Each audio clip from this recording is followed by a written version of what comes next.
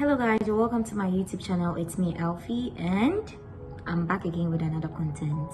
Yes, so as you can read from the title down below, today we are coming to have a discussion like what are you supposed to do as an international student when you land in Canada for the first time. But before then, I would like to say a very big thank you to my new subscribers.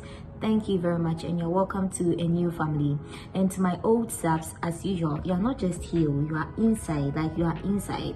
I have one more thing to address. Yes, so I don't understand why you just watch and not even subscribe. Like, why don't you subscribe? Yeah, so please, if you chance upon this channel, don't forget to leave a like, comment down below, and subscribe, or even share, because as I always say, maybe there's someone out there who is actually looking for someone to help him or her, or even ask questions about schooling in Canada. Yes, so sharing this channel or this content will actually help such a person. So please don't forget to subscribe, comment, like, and share this content. New subscribers, thank you very much for joining. Feel free, you are home. Okay, old subs, as usual, we date together, you get it? Yeah, we date together. So yeah, this is what we are going to talk about today. So I want you to go grab a book, a pen, and a chilled coke, because we are coming to learn today. I'll be right back. Hello guys, you're welcome back to my channel. So I told you to get yourself a chilled coke, your pen, and your book. I hope you've gotten that.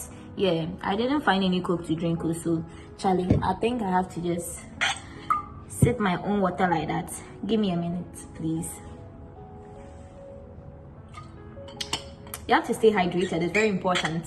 Now let's get right into today's video. Yeah, so you are an international student. You've landed in Canada for the first time.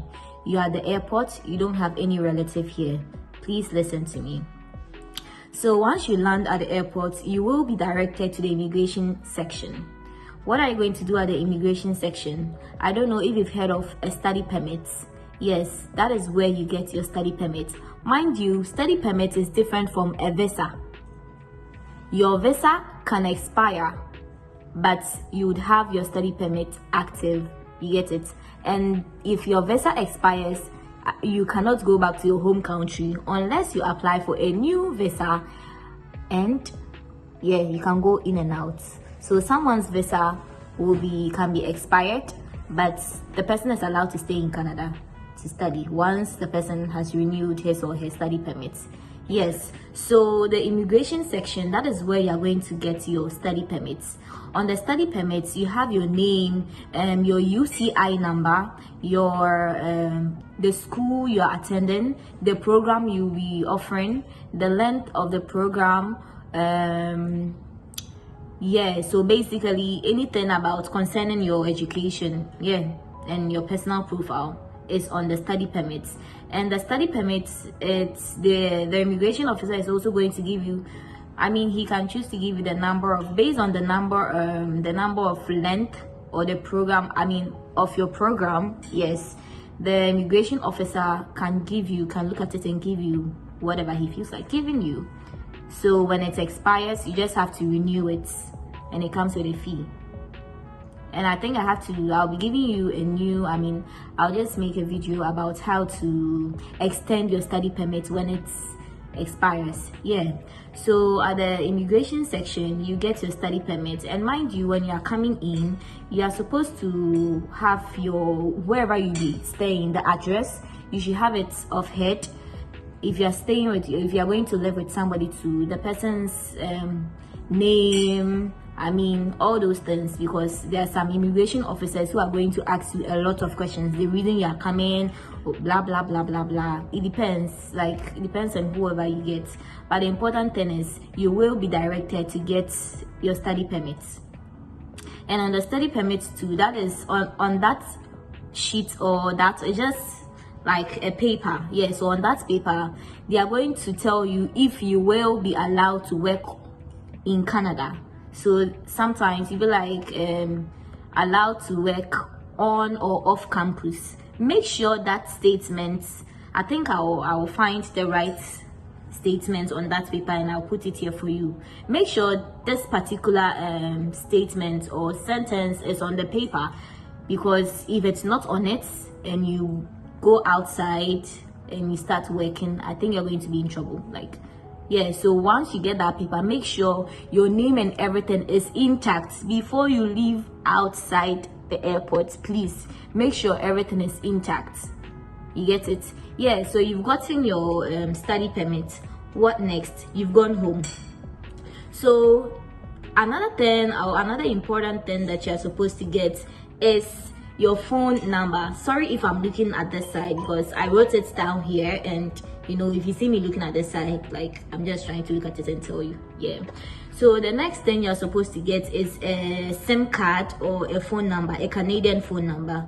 If you are coming from Ghana, I mean, you can only use your Ghana number on WhatsApp or something, but to make normal calls, you have to get a Canadian SIM number. And some of these how do you call it, service providers are Charter, Fido, and a whole lot. I will list them here for you. Charter, Fido, and a whole lot. Yeah, so make sure you get your phone number, and you should decide which data plan you want on your card, on your SIM card. There's I mean, as a student, you can start with maybe 45 GB, 40 GB. It depends. I mean, if you are financially stable, and I mean, if you are rich then things, you can choose whatever you want. But to be on the safe side, I mean, if you are saving, you can just go for the lowest data plan. Yeah, so with that SIM card, your phone number, you will get a Canadian phone number that you can actually be making calls here and there. Some will be like, but is it by force? I'm not going to say anything until you get here. You see if phone number is important or not. It's very important. Yeah. So the next thing is, once you get your phone number or your SIM card, and you've actually bought your data plan and everything, you have to go back and create an account. So you have to create a bank account so that you can actually deposit your money inside. And there are some banks that they would actually tell you to, like the bank that I'm actually registered, or I created my account. Like when I went there, I did not actually have my SIM card or a Canadian phone number, so they told me to go and create a phone number. I mean, they needed something they needed a receipt or any document to actually verify that your address is on. And at that moment, the only thing, or the only receipt or document that was available was the phone card receipts. Yeah, so some of them will just tell you to just go and get a a SIM card or a Canadian number and the receipts, because they just have to verify the address you live in. Yeah, so you have to create a bank account so that you can be depositing your money in and out. If you have the cash on you, it's not really safe. You know, if you have the cash on you, you'll be spending a lot. I don't know. If I have cash on me, I spend a lot, you get it, but I don't know about you. So yeah, it's very, very important to actually create or open a bank account. Yeah, it's very important. And some of the banks here in Canada, I will just list them here for you to read about them and which one works for you. Yeah.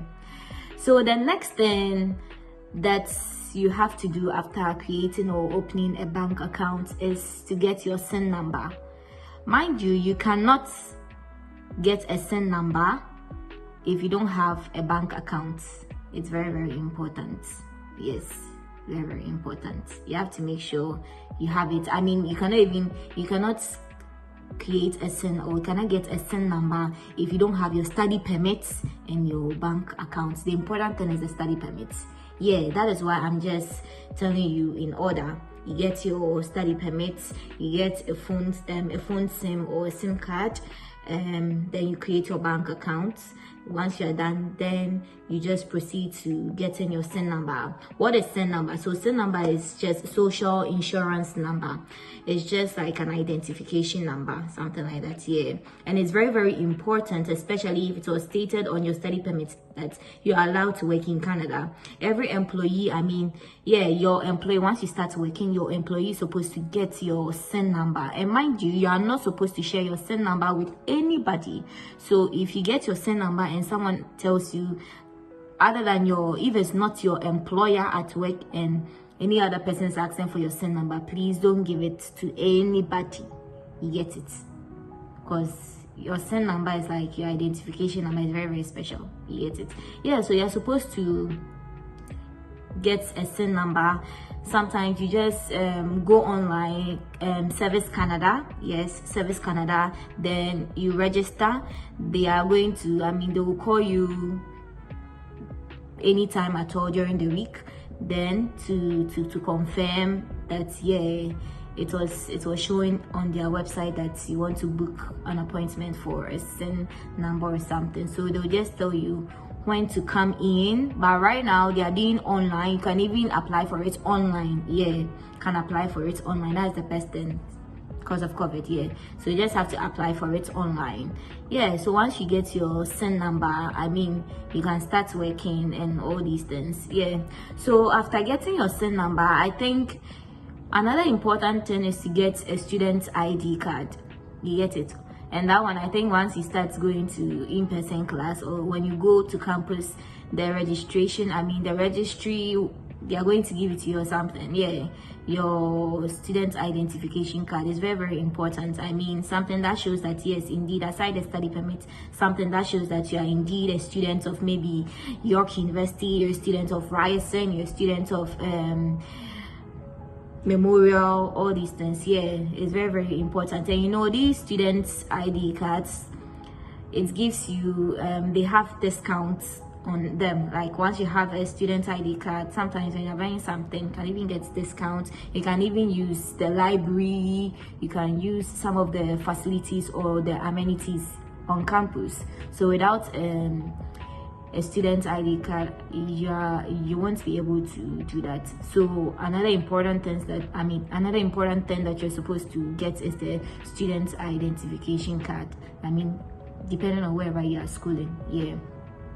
So the next important thing is your transit card, probably known as the Presto card in Canada. I mean, if you're in Canada, you know what I'm talking about. Yeah, so I'll put a picture, like I'll just put a picture right here for you to see what it's like. So the transit card, I mean transportation card, like, so if you are living alone especially, yes, and you'll be taking the bus a lot, one of the most important things that you need is your Presto card. Something that, I mean, it's a card that allows you to use the bus once you enter the bus. So you just load money onto the card. Yes, you load money onto the card, and wherever you want to go to, you go to the bus stop, you enter, you tap, then they'll just deduct certain amount from it before you can go wherever you are. Please, if you don't have a card, I mean, if you don't have a car in Canada, it is very, very, very stressful. So as a new person or as an international student who is in Canada for the first time, you are going to use the bus basically, unless you are some DB rich kid somewhere. You get it? But if you don't have a car, or a relative is not driving you here and there, and you'll be using the bus, please get your Presto card. It is very, very important, because that is what you'll be using. Your transit card, aka Presto card. Please, you have to get it. Whoever you be living with, yeah, you just ask the person, how can I get the Presto card? I mean, where can I get Presto card to buy? I don't know how much I bought mine, I've forgotten, but yeah, you can even hit me up on my social media platform. Then depending on where you're living, I mean, or you don't even have to hit me up. You can just Google, where can I get Presto card to buy? Google will just tell you. Yeah, so the last thing that I think is important to get as a new international student in Canada is an Ontario photo card. You know, you don't have to be carrying your passports everywhere. Like wherever you are going, you have to be carrying your passports. In case of anything, you have to be showing your passports and things. It can even get missing. So I'll just advise, I mean, it's not by force, but I'll just advise, if you get the Ontario card, something that shows, it's just an identification card, something that shows that, yeah, I'm here, like, there's my identification, it contains your name, like, you also live in Ontario. Like, oh wait, it's just depending on the province that you are living. I mean Ontario, that's what I'm saying, like Ontario photo card. Yeah, so depending on the province you will be living, make sure you get that province identification card. It's very, very important. Yeah, so basically I think these are the things that are important. Yeah, very, very important. And I always say, I'm saying this, I'm not an immigration agent, I am not a travel agent. I'm just saying all these things based on my own experience. Yeah, so if you're in Canada and you think I didn't actually mention something important or any important document, you can just go down at the comment section and try to type something that you think I left out. Yeah, let's help each other. You know, when you get here as an international student for the first time, you don't know anybody, it is really, really, really, really, really, really stressful, especially if you don't get someone to actually direct you, do this, do this, do that. Yeah, so let's go over the things that we spoke about today, I spoke about today.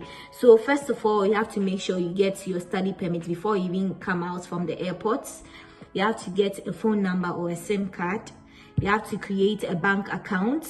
You have to get a SIN number. That is a very special number. Do not share it with anybody except your employer. You have to make sure that you have your school's ID to help access some of the facilities on campus.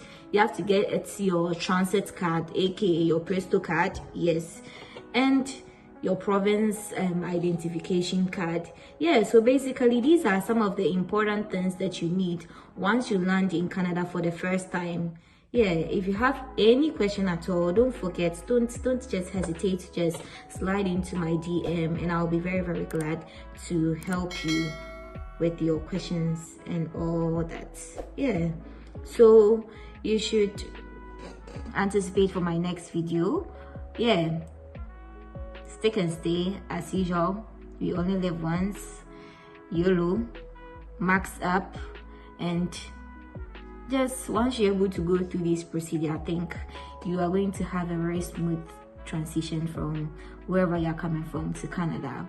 I wish you all the best and stay safe. Bye.